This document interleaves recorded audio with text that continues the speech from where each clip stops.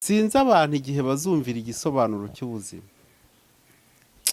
ntago Muri ubu byoroshye buzima ni wowe ubwawe uhangana nabwo, byakunanira ugapfa setu. Abantu bakagusezeraho, bamwe bakarira, abandi ntibarire, abandi ntibanamenye ko wanapfuye. Hari abantu bavuka bakarinda bapfa nta muntu ubimenye, urumva? Hari n'abantu bavuka bagapfa abantu nta n'umwe wifuza ko bapfa, bakibaza ikintu kibaye. Hari n'umuntu uvuka ku munsi we wo gupfa abantu bakishima, yego, bati tugize amahirwe, cyari cyaratuzengereje. urumva? Ubuzima ni uko bwubatse. N'abandi bashobora kuba barakibonye. Rwema ariko we ashobora kuba atarakibonye. Umwana ati papa wanjye ni Ndimbati, ariko impamvu ugiye kubikubazaho mu kanya nibwo muye witwa Ndimbati. Ate se uriya mukobwa uramuzi? na Ndimbati we akategura neza, n'uwo nyina rwose akaba amubeshyera. Kurabona uwo muntu ni umuntu mukuru. Ndimbati abantu batese mu myaka 6 ko papa Savitari yakaza, amazina ya papa ye nayahe? Ari byo bintu namuhamagaye ndamubwira nti ese papa wawe yitwa ndi? Ati ni Ndimbati. Ati ndashaka amazina yiswe n'ababyeyi. Waba uyazi? Numva umwana ashwi. None se yayabwirwa n'iki? Hisanga ndi kumuyoboza kandi wa mugana ari icyamamare, ntajye niwe ntanabaze ibi bintu niba atari ugutwika, sibyo? Yarakwiriye kumusanga akabimubwira ngo yaramubuze. Ni nakejo yambwiye. None se nawe warabyemeye ko yamubuze? Kuko biraza kubageza kure cyane mu bijyanye n'amategeko. Abantu mukomeje gukina n'ibi bintu. Iyi mihanda nubwo ari imihanda ntabwo ikwiriye kubaho ibinyoma. Ndimbati Sylvestre, sibyo? Wihoreye Jean Bosco. Ibyo byawe wihoreye Jean Bosco ku mihanda ntabwo bizwi. Ntabwo bizwi, ntabwo bikora. Rwose birashoboka ko natera inda nka perezida w'imihanda, amazina ya nyaya ubona yiteye ntayamenye. Harya kuri yacu no ya Ndimba TV ntaziriho? Nzi ko hariho nimero. Ziriho pe? Niba ntaziriho ryaba ari ikosa. Oya ziriho ndabizi. Urumva rero yuko ibi bintu ku ruhande rumwe bishobora kuba ari ukuri cyangwa se ari prank. Biramutse ari prank rero niho tugiye guhera. Kabari uduhera. Uyu mwana nk'abandi bose yabonye yuko kugira ngo amenyekane abikirangirire ku mihanda agomba gukoresha izina rya Ndimbati. Yego. Iyi mihanda ibaho ibiryo. Sibyo? Niba yaje kwishakira ibiryo. Nuwo ngo wamenye se kubatandukanya? Ubu se nkwereka umwumbati, sibyo? Ufite isoni nk'iz'abakobwa. Umwumbati atari n'umuntu. Nk'uko abakobwa bagira isoni rwose. Hano ujyayo hajyayo uwo mwana. Itegeko twari dusanganye ryerekeye abantu n'umuryango riteganya ko umuntu wese utararenza imyaka 25 atagira se nyina kuko abazwa. Nta kirego kuri iyi si ya rurema ntiturabona umwana ujya kurega umuntu asaba ko ashakisha nyina. Keretse babandi baba barataye nyine byo byashoboka, ariko ni gake cyane. Iyo umwana avutse nyina abazwi. Ariko se ntabwo abazwi. Awe mbe wiriweho ubu mvuye hirya hariya ku ishuri, batubajije amazina y'ababyeyi, mvuga yawa ya mama ndayayoberwa. Gasaro TV. Bakunzi ba Gasaro TV tubahaye ikaze aho muherereye mu mpande zose z'isi, tubasuza cyane abari mu Rwanda n'abari ku isi yose mureba ibiganiro byacu. Wafata umwanya wawe rero ukareba ibiganiro byacu, ukaduha inyunganizi uko ubyumva, uruw'ingenzi kuri twe duhora tubashimira. Twakiriye Rwema, tugiye kuganira byinshi bitandukanye, mwarimu namukumbuye ndabizi. Rwema tugwaye ikaze, nanone nakagaruka reka mvuge gutyo. Murakoze pe, murakoze. ariko harimo n'umukobwa wanjye di se muvuze nti reka muvuge bamwumve. Buriya Jennifer yabaye umukobwa wanjye uri adoptive.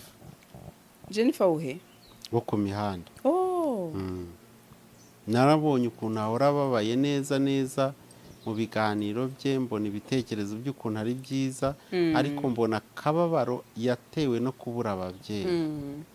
Ndavuga nti nkwigiriye umwana wanjye rwose, aho mama wawe atari, aho papa wawe atari, ndahabaye. Imana igumugisha. Nuko mugira umukobwa wanjye nkaho mufite nk'ubona byaye mu mubiri. Yego. Rero sinzi aho nabivuze mu kiganiro, baraza muri comment ngo ubuse ngo urarebye ngo usanga Jennifer ngo ari we mwana w'imfubyi ngo ubabaye ngo kurusha abandi ngo kuriye kubera umubyeyi. Nta muntu n'umwe mfitiye ideni ryo kubera umubyeyi. Nta muntu n'umwe mfitiye ideni ryo kubeshaho. Sibyo? N'uyu Yesu dutangiye tuvuga ijambo rye, reka nkubwire, hari benshi cyane bamupfiriye mu maso akabibara nk'aho ibyo bitabaye. Ntabwo yazuye abantu bose, ntabwo buri munsi yahazaga abantu ibihumbi 5 ngo abahe imigati, nubwo benshi bamukurikiraga ari byo bishakira. Yego. Ariko ntabwo yakoraga ibyo bitangaza buri munsi. Sinzi abantu igihe bazumvira igisobanuro cy'ubuzima. Ntabwo byoroshye. Muri ubu buzima ni wowe ubwawe uhangana nabwo, byakunanira ugapfa setu. Abantu bakagusezeraho, bamwe bakarira, abandi ntibarire, abandi ntibanamenye ko wanapfuye. Hari abantu bavuka bakarinda bapfa nta muntu ubimenye. Urumva? Hari n'abantu bavuka bagapfa abantu nta n'umwe wifuza ko bapfa, bakibaza ikintu kibaye. Hari n'umuntu uvuka ku munsi we wo gupfa abantu bakishima. Yego. Bati tugize amahirwe, cyari cyaratuzengereje. Urumva? Ubuzima nuko bwubatse. Nta formule. Ugiriye ishyari ko Jennifer natangaje ku mihanda ko abaye umukobwa wanjye, wowe hari ko atari wowe ubibaye. None se njyewe naba umubyeyi w'abantu bose? Buriya nawe uwawe arahari. Yego. Uwawe umubyeyi arahari. Niba adahari kandi uri imfubyi, ntabwo ubaye uwa mbere. Hari abagutanze kuba imfubyi, nawe ukurikiraho, hari n'abazaza nyuma yawe. Yego. Uko byamera kose ugihumeka, ni wowe ugomba guhangana n'ubuzima. Ibibaye kuri umwe ntabwo bigomba kuba ku wundi. Sibyo? Yego. Wa kane reka mbe muzigana. Nta kibazo. Sibyo? Kuko yarenzeho n'ubundi.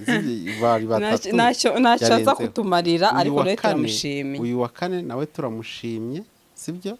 Twikomereze ku zindi ngingo. Yego. Ndahera ku iyi ngingo sobo. Iyo ushaka. Reka mera ku ngingo ya vuba cyane. N'abandi bashobora kuba barakibonye, Rwema ariko we ashobora kuba atarakibonye. Umwana ati papa wanjye ni Ndimbati. Ariko impamvu ugiye kubikubazaho, mukanya nibwo muye witwa Ndimbati, ate se uriya mukobwa uramuzi? Ati mugisha oya duhuye, ntabwo bibonye. Oya. Uhuye nande? Uhuye n'uwo mwana? Oya muye nandi. N'uwo mwana twaravuganye ejo. Ngiye ku telefone iminota 9, umwana ndamubwira ate se uramutse uri gutwika kibi amategeko yakureba. Ati ubwo mama wanjye niwe wabarambeshye. Guma bitaza kuncanga. Abantu benshi rwose ikintu bita itegeko ntabwo bazi icyo rivuga ku kintu cyari cyo cyose. Uri kunyumva? Ndagukurikiye. Nibaza ninjye muntu wenyine utinya amategeko. Niyo mpamvu abantu benshi bibona kuri RIB no mu masitasiyo atandukanye hirya no hino ya polisi bafunze, abandi bakisanga amageragere. Kandi ikintu cyabafungishije, bamwe kumva barimo baravuga ngo nari narabivuze ku mihanda. Ndagira ngo banze urebe neza. Kivuze ari kuravuze. Nyine ndavuze. Kabigucanze? Ati birancanze. Ibi binyibukije wa mukobwa waje akavuga yuko avukana na Clarisse Karasira. urwo rugero telke nirwo amakomenti yose yatanze babivuze muri komenti birasa uko nyine se buriya Clarisse ntuzi ko yahise amwihakana nawe yego byarangiye gute kwanza mubanze mumbwira ibyaba ari uko byarangiye byarangiye ngo basanze ntacyo bapfana ubwo rero urumva ubusesenguzi hano biroroshye cyane Clarisse batweretse nawe abyemeza avuga ngo ni umuvandimwe wa Karasira wamwihakanye sibyo bikarangira amwihakanye kuko affaire ikaba closed ko ntacyo bapfana nibi birashoboka umuntu ashobora kuba yaribonye asa na Ndimbati we akategura neza n'uwo nyina rwose akaba amubeshyera kurabona uwo muntu ni umuntu mukuru sibyo afite 17 ans nyine ni umuntu mukuru 17 ans ni umuntu mukuru nubwo mu mategeko niho ndi kuvuga n'ubundi niho iyo nigire mu mategeko mba najyanye muri umuntu witwa Rwemuyazi yego hari ikintu cyatunguye abantu benshi gishobora nawe kugutungura yavuze ati mu myaka 6 nibwo mama yambwiye ko papa ari Ndimbati abantu batese mu myaka 6 ko papa Savitari yakaza amazina ya papa ye nayahe ari byo bintu namuhamagaye ndamubwira nti ese papa wawe yitwa ndi ati ni Ndimbati ati ndashaka amazina yiswe n'ababyeyi waba uyazi numva umwana ashwi none se yayabwirwa n'iki umwana yayabwirwa n'iki ahubwo si wowe karame amazina ya Ndimbati turayazi ndayazi hari impamvu yazi ariko ari ku mihanda nese ubwo ngewe ahubwo ni gute nakisanga mfite imyaka 17 mama wanjye yarambwiye ko hari umupapa wamuteye inda hanyuma uwo mpapa sinshake kumenya n'amazina ye nkisanga ndi kumuyoboza kandi wamugana ari icyamamare ntajye niwe ntanabaze ibi bintu niba atari ugutwika sibyo yarakwiriye kumusanga akabimubwira ngo yaramubuze ni nakejo yambwiye none se nawe warabyemeye ko yamubuze hari ikibazo namubajije ni ese witeguye kuba ibi bintu wazabihanirwa basanze amategeko uri kubeshya ati kuko ibi bintu nk'abanyamakuru turabikora ariko kugeza ubu ntabwo yabihanirwa hahanwa uwo nyina niko nawe yavuze wahita mwihakana ko atabimubwiye atubwa ikibazo cyaba ari mama ugifite ngewe nta kibazo mfite nibyo rwose ati none se ko ari mama wabarambeshye kandi uwo mama arahari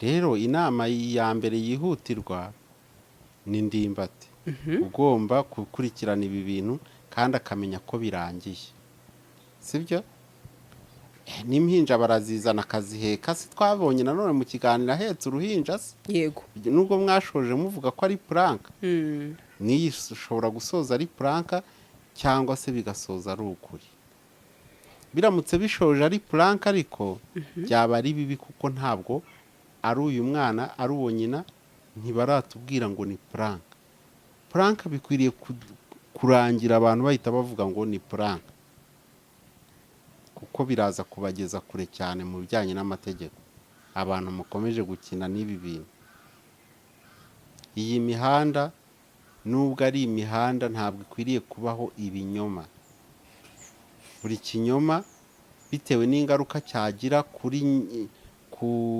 bantu sibyo hakwiriye kujya habaho ko abantu baryozwa ibintu bazana ku mihanda perezida harya umaze imyaka ingahe witwa perezida w'imihanda ntabwo nabyibuka gusa nzi ko igera muri gusa biramenyereye byarafashe 3 gusa nzi ko irimo ibaze rero uyu munsi yaje umwana w'imyaka 17 atazi Rwema ati mama wanjye yambwiye ko papa wanjye ari perezida w'imihanda kandi Rwema ari exposed oya icyo nendaga kuvuga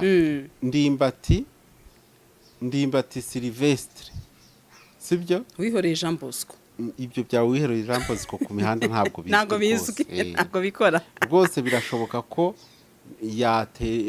natera inda nka perezida w'imihanda amazina ya nyaya ubona yiteye ntayamenye ibyo rwose birashoboka cyane ko umwana avuga ko ngo yahuriye na nyina mu kabari bari kunywa agacupa gusa icyo nenda kuvuga umwana w'imyaka 17 ntabwo icyo gihe bahurira mu kabari banywa agacupa yitwaga Ndimbati. Ntekereza ko izina Ndimbati ari rishyashya. nicyo kibazo abantu bari kwibaza rero kugeza uyu munsi. Izindi comment ati barasa we, ati dore umutwe we, dore imisaya we, ibi ngibi impamvu narebye byo gusa nanjye simbihakanye sibyo, gusa barasa ariko abantu basa nta kintu bapfana. Yego, birashoboka rwose. Hanyuma icyo igikurikira ndumva mukizi mwese ni ugupimisha DNA igihe atsimbaraye akavuga ko atari prank, sibyo? yego. Hanyuma bisanzwe ari byo, sinibaza ikibazo cyaba gihari kindi. Uyu mwana ari kuvuga ati ngenda ndashaka guhura na papa, dore imihangayiko ndimo. Ntibyoroshye se uguhita muhamagara kandi nimero ze ntiziri ku mihanda bagahura. Ngo yarazibuze, niko ejo yambwiye. Harya kuri yacu no ya Ndimba TV ntaziriho. Nzi ko hariho nimero.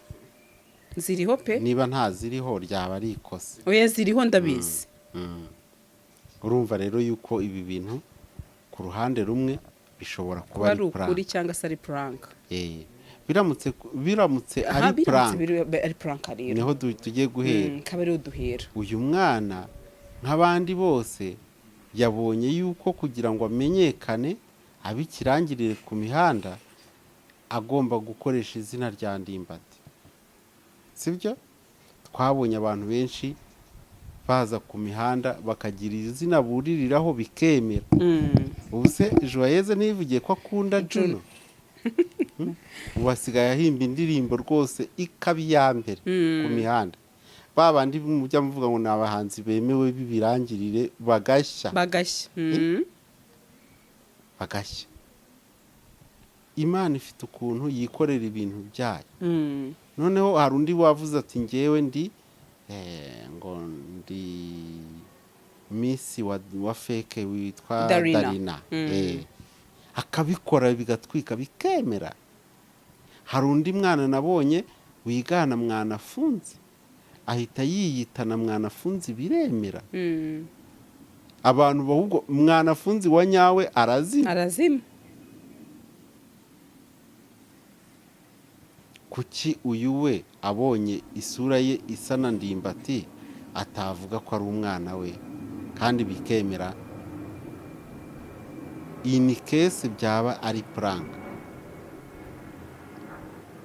Ariko Ndimbati nawe agomba gutera imetero akareba niba nta kintu bimwangirizaho.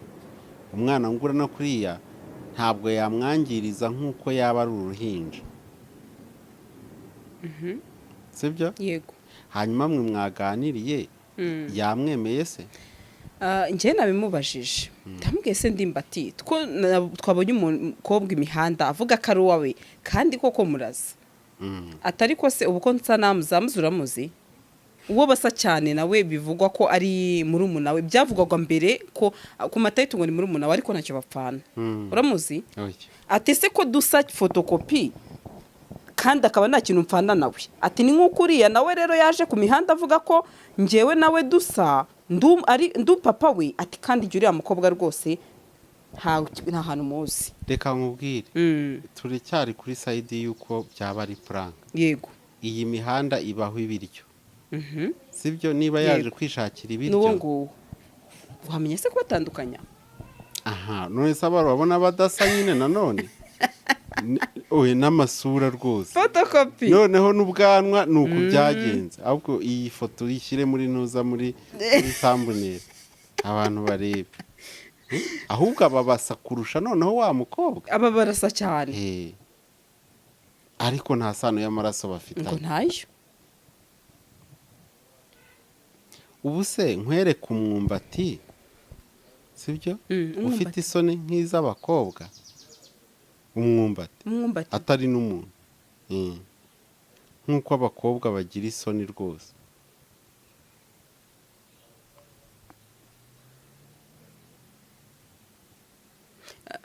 Aramutse ari prank rero niho twari turi.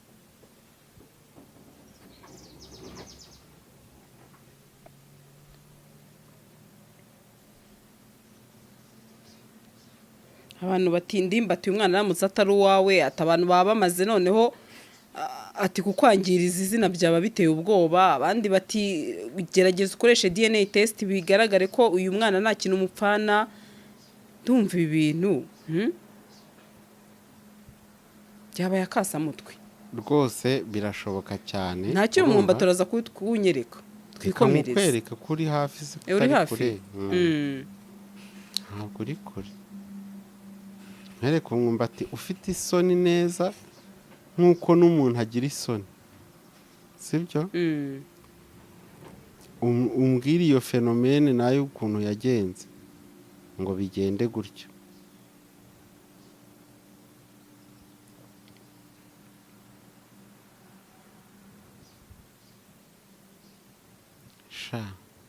turaza nacyo kureba nyuma. Nguyu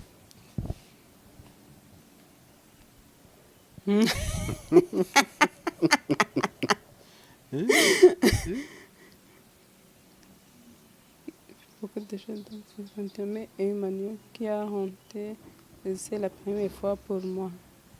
niba ibi bishoboka, isoni numvaga ntago sinzi. niba ibi bishoboka ku mwana w'umuntu byashoboka cyane kurenza.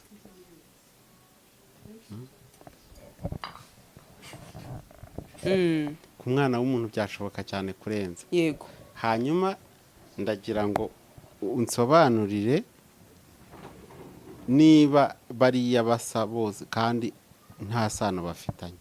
Barasa cyane. Sibyo?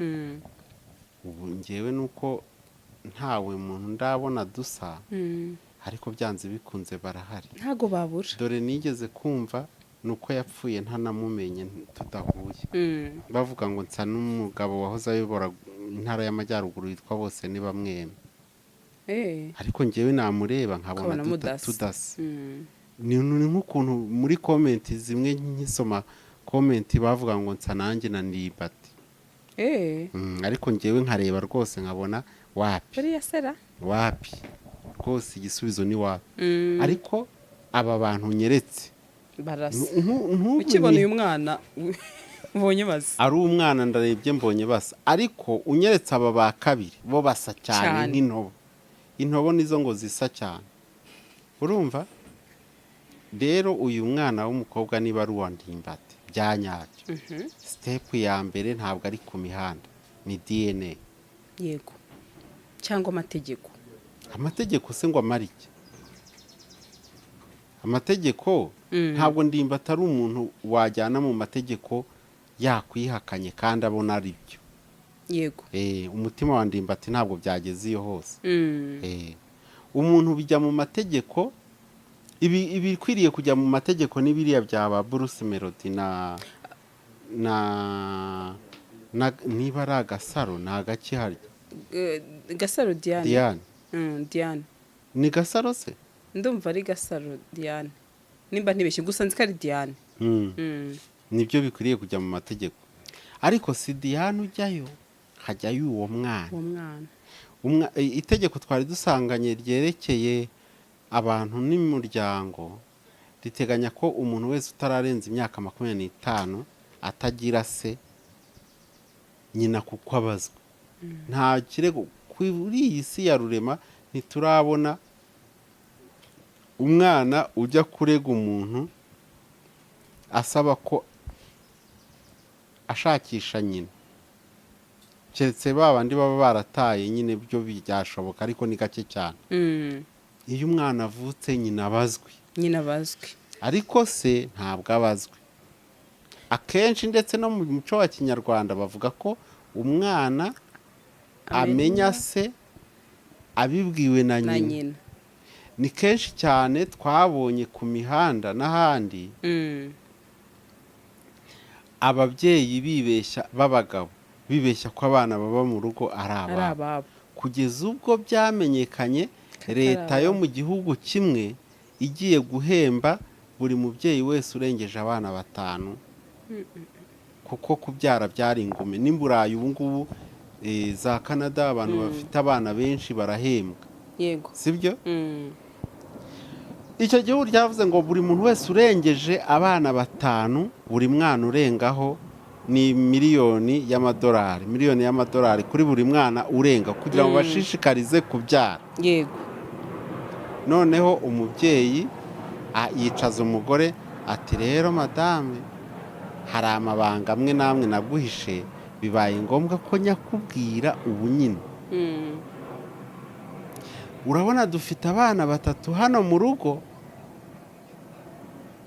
kandi bamaze kwemeza ko buri mwana urenga kuri 5 ari miliyoni y'amadolari. yego bitumye rero ibanga naguhishe by'uko mfite abana 4 hanze ndikubwira kugira ngo aya mafaranga tuyacakire. umubyeyi ati n'inzara imaze iminsi turembeje muri uru rugo, genda uzana abana mu bandi uhita ubashyira kuri lisite ahubwo batwihere amafaranga. umugabo ati umugore mwiza urakoze, nari naratinye kubikubwira numva utambabarira icyo kintu, none ubwo barahoberana rwose, hagenda we ajya kuzana abandi bana. bangahe? 3. urwo rugendo rwibutse barutubwiye sibyo? aje asanga hano abatwaye kwa basi, aje ahageze asanga 3 bari basanzwe mu rugo, we yagiye kuzana 4 bo hanze basanga 3 ngo babe 7 babahe miliyoni 2 z'amadolari. ahageze mu rugo asanga azanye bangahe?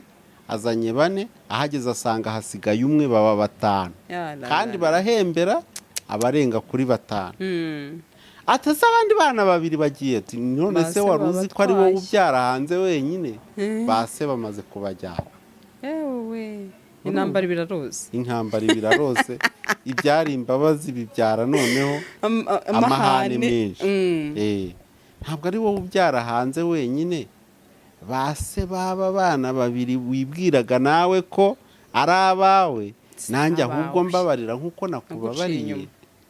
aba bana 2 wibwiraga ko ari abawe sabawe. aferi zivuka gutyo.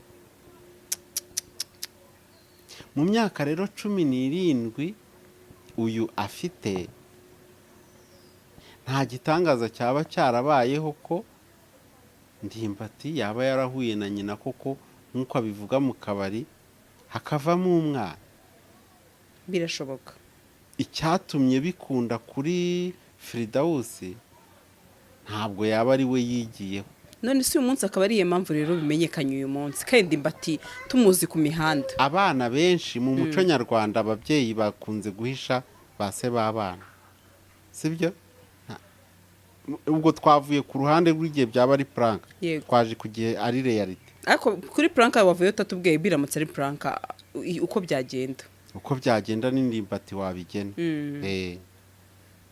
uko byagenda ni Ndimbati wabigena, hanyuma igihe byaba ari ukuri rero akeje nambwiye ngo nzabahuze nta kibazo. nakubwiye ngo Ndimbati ntabwo ari umuntu wakwanga guhura n'uwo mwana bakaganira, sibyo? bakaganira bakagira ikintu kivamo, byaba ari byo bitaba ari nabyo, sibyo? arashaka kwizamukira igihe byaba ari prank, sibyo? hanyuma niba atazi se umubyara byaba byaratewe na nyina, sibyo? yego. kandi ababyeyi benshi b'abagore usibye ab'iki gihe nibo babivuga rwose, ariko abambere kera ntabwo bavuga. bamwe baterwa isoni no kuvuga ko yabyaranye na kanaka bakabahisha. ababyeyi benshi bagahisha base b'abana. hari abantu benshi cyane ku mihanda batazi base rwose. ujya kubona no kwiremba ukabona ku mwanya wa se harimo akarongo, nta se wanditsweho kuko nyina warahari arazwi. ba nyina barahishe amazina cyangwa batarigeze banamenya rwose use wa nyawe ari ubuhe. bya bindi bya Dani Vumbi ngo wakirigiswe na benshi ntamenya uwamusekeje. ariko wanamagaye nyina mu kiganiro ngo nimero ngo yanga gucamo. yanze gucamo uragira ngo mbivugeho iki? nyine ikintu gitangaje bamwe bati niba nimero ya mama yanze gucamo yari kubura n'umuturanyi yahamagara ati cyangwa ibi bintu wabona muri kubeshya. aho twahavuye twagiye kukuri. biramutse ari ukuri umwana wese iyo hari n'indirimbo kera bajyaga baririmba ntari kwibuka y'umwana ngo yewe dawe mbe wiriweho ubu mvuye hirya hariya ku ishuri batubajije amazina y'ababyeyi mvuga yawa ya mama ndayayoberwa. Icyo gihe noneho hari ababyeyi benshi n'ubu ngubu birazwi bata abana bakabasigira base, uyu se kubwo kurera uwo mwana akanga kumubwira nyina, na ba nyina benshi banga kuvuga base. Yego. Ariko wa mwana we agahorana ku gahinda ko gushaka kumenya realite y'ibintu. Tumaze kumenya, wabonye ikiganiro cya Jennifer uyu mukobwa wanjye ko yakomeje guhatiriza mpaka amenye se ngo ninde. Abana benshi rero bakura bashakisha ababyeyi, bakabikora mu buryo bishakiye bwa nyabwo, ariko mu bw'amategeko ho habaho icyo itegeko ryitwa ryarindi maze kuvuga ry'umuryango ryita recherche de paternité, aho ujya gutanga ikirego umwana wese uri munsi y'imyaka 25 agana urukiko agiye kurega uwo akeka ko ari se utabyemera. Bene abo baregwa kuko batabyemera. Ikirego ngo cyitwa gute? Recherche de paternité. Ni ikirego kiregwa uwo bakeka ko ari se, urumva, uwo bivugwa ko ari se ariko wabihakanye. Umwana akaba agenda ashaka ko urukiko rwemeza ko uyu bihakana ari se, kandi akamwandikwaho mu bitabo by'irangamimerere. Ni ibintu by'igisebo rwose biteye n'isoni kubona umuntu mu bitabo by'irangamimerere ku izina rya se bashyiraho akanyerezo, kandi ntabwo umuntu avuka ku giti, sibyo? Yego. Abana benshi rero ubwo bari bubyumvireho, n'abakuze batararenza ya myaka 25 tuvuze, urumva, bahite bamenya icyo itegeko riteganya. Urega uwo nguwo utekereza ko ari wo so mu rukiko, ubusumurizo ugasanga atari we. ngiye kuhagera. Urukiko rugakurikirana icyo kibazo rukamutumiza, we aza bihakana rwose nyine nk'uko abihakana. Hanyuma hagendewe ku bimenyetso urukiko narwo rukabihakana cyangwa rukabyemeza. Noneho rero ubu kubihakana ntabwo bigikomeye bitewe na DNA test ibiri ngombwa gukorwa. Iyi bimenyetso rero bya DNA no muri iyi case biramutse atari prank bazayikora, birumvikana, bitewe na ndimbati niba abona biri kumugiraho ingaruka. Kandi iyo umuntu yatangiye kukurega ingaruka ziba ari izihe? Hari ukwandikwa kuri uwo witwa so, bityo ukagenerwa n'ibyo umwana wese ahabwa n'umubyeyi, sibyo? Ngo abenshi baba bashaka imitungo. Nkuriya Diane icyo ashaka ni amafaranga. None se ku mihanda ayobewe yuko tuzi urera umwana kugeza kuri iyi myaka 9 uwo ari we, kuki se yasabye indezo? Urumva Bruce Melody azaburana hakana indezo avuga yuko atari we uri kurera, sibyo? Yego. Wa mugani wa Rwema ati kenshi baba iki kirego kiba kigamije imitungo, ariko nanone n'uburenganzira bw'umwana, cyane kakora n'akazi ko mu rugo. Wabona wenda niba ibyo avuga ari byo koko, anagamije ati wenda yankora muri aka kazi nanjye nkaba umuntu, bibaye ko kari ibyo, ariko niho turi kuvuga. Yego. Ntago turi kubihamya. Hanyuma iyo muvuze ngo umuntu w'imyaka 17 akora akazi ko mu rugo, tayari ngewe mu itegeko mwashirishijemo shebuja cyangwa nyirabuja. Itegeko rihana umuntu wese ukoresha. Njye amakuru numvise ni uko nyirabuja ahubwo ari we wamuhaye uburenganzira bwo gukora ibyo, ariko kubishyira ku mihanda. Yego. Ariko akirengagiza ko mbabwira yuko abantu bose batazi ingaruka mu mategeko ya buri gikorwa bakora, ya buri jambo ryose bavuga. Wowe uri gukoresha umwana utujuje imyaka, urangije umushyize ku mihanda. Nanjye icyo kintu nicyo navuzeho nijoro. Ujya wibuka Joyeuse icyo namuvuzeho nawe, ari umwana ataragira imyaka y'ubukure, hanyuma mukaza mukantera amabuye, n'uyu murantera amabuye, uyu nyirabuja cyangwa shebuja tayari itegeko riramureba ko akoresha umuntu riyanda age. Satubwira kugeza ryari? Nzageza ryari? Ribu nihagera ati tuje kureba wa mwana ukora hano, atangira avuge ngo ntabwo ngo ari umwana, ngo irangamuntu irihe 17 16. Umwana w'imyaka 16 na 17 yemerewe gukora, ariko kuri kondisiyo, hari kondisiyo. Ntabwo banki ntiyamuha inguzanyo, konte se yo yayimuha. Mbere y'inguzanyo konte yo yayibona, keretse iyo konte ijerwa n'undi muntu wujuje imyaka. Impamvu rwose konte abantu ba 16 baba bafite irangamuntu nibyo, ariko akaba atafungura konte kuri banki. Yego, nuko mu mategeko bitemewe, nta yindi mpamvu. Rwema arabisobanuye. Wa mugani ibingibi byose ndumva twanakivaho. Nindimba tufite wa mugani urufunguzo, nimba ko ari byo afite icyo yabikora, nagenzura arebe ko ari ukuri, hanyuma bumvikana ibikurikira. Yego, niba atari nabyo kandi wa mugani we wazakora igishoboka, cyane ko yavuze ati umwana ntabwo yaba victim, atahubwo wamukoresheje nkuko wabivuze, ati niwe waba ikibazo, ati cyane ko burya abanyamakuru kuki muba mutanahamagaye umuntu. Hanyuma icyo nshaka kwibwirira leta, yego, leta ikwiriye kureba ikindi yakora kugira ngo abaturage bayizere, kuko bizera ubutabera bwo ku mihanda. Hakaba hariho risike y'uko abantu bazajya banzanira ibibazo ku mihanda bataye inzira y'ubutabera y'amategeko yemewe. Ufite akazi rwe, ufite akazi pe kenshi cyane, sinzi uko iyi mihanda yawe uzayigenza. Ni gute nawe ndebera? Oya, noneho sinabaturage gusa. Ni gute wisanga uri kubazwa ibi? Buretse reba ikibazo cya Bruce Melody. Tayari batangiye inzira y'ubutabera, avoka yanditse ibaruwa itaranagera mu rukiko, ni njye uyifite ku mihanda. Kuko ni njye uzaca urubanza. Biragoye.